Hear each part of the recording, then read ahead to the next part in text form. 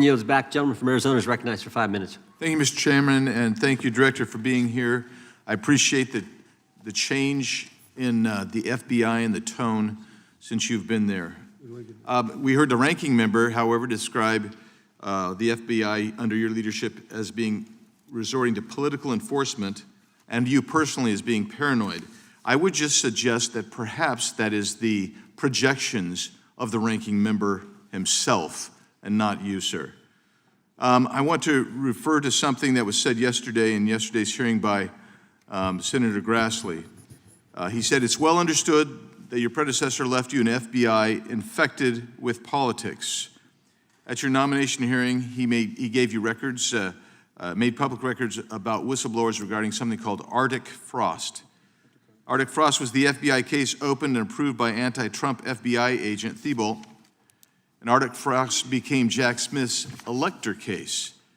The new records show that Arctic Frost was much broader than just an electoral matter. In fact, it was expanded to Republican organizations. Some examples of the groups that the Ray FBI sought to place under political investigation included the Republican National Committee, Republican Attorneys General's Association, and Trump political groups.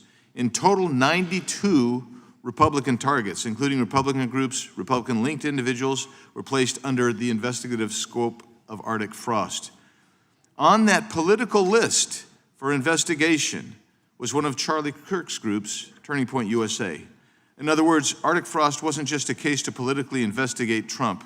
It was the vehicle by which partisan FBI agents and DOJ prosecutors could achieve their partisan ends and improperly investigate the entire Republican political apparatus. I'd ask that, Mr. Chairman, that document be administered. Without objection. So, I know that this may be under current investigation, but I wish to ask specific questions about this for just a moment. What search tools were used in Arctic Frost to view private communications of targets? I believe the traditional search tools, search warrants, lawful service of process, and the tools that the FBI has in our infrastructure systems, cybersecurity systems, and counterintelligence systems. But generally speaking, if I may, I want to use this to highlight the fact that I'm continuing my promise to work with Congress to produce documents simultaneously and also conduct ongoing investigations. I'm giving you as much as I can, and I'll give you more when I can. Thank you.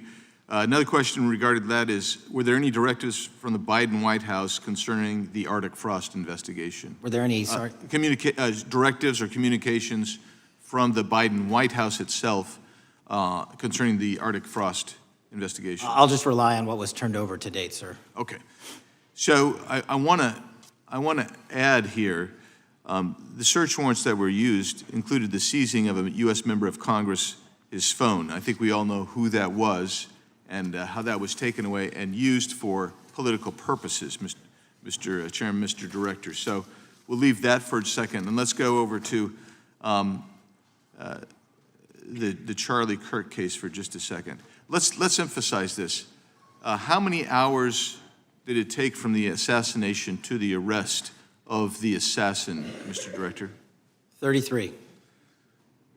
That seems pretty swift, and it was because of the actual release of videos and photographs that you directed to be released, sir. That's correct, and to put it in perspective, the Boston bomber took 5 days and Luigi Mangione took 5 days. Was the platform Discord forthright from the start with law enforcement about the shooter's communications on its platform? Discord, the platform ownership, has been working with our lawful process, and we are obtaining materials from them on a rolling basis. Thank you. And I want to get back here to Arctic Frost for just a second, Mr. Chairman. I'd like the unclassified document from the FBI released to be admitted to the record. Without objection. And a document from the Economic Times also to be admitted to the record. Without objection.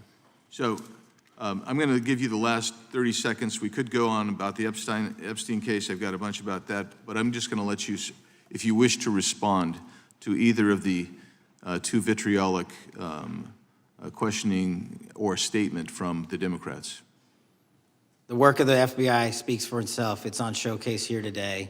Anyone that wants to attack the FBI can attack me, but leave our leadership structure alone. When you have 23,000 violent felons arrested, twice as many as this time last year, the work speaks for itself. Thank you, Mr. Chairman, and thank you. Appreciate your good work, Director Patel. Yield back. Gentleman yields back. Gentleman from Maryland is recognized. Thank you kindly, Mr. Chairman.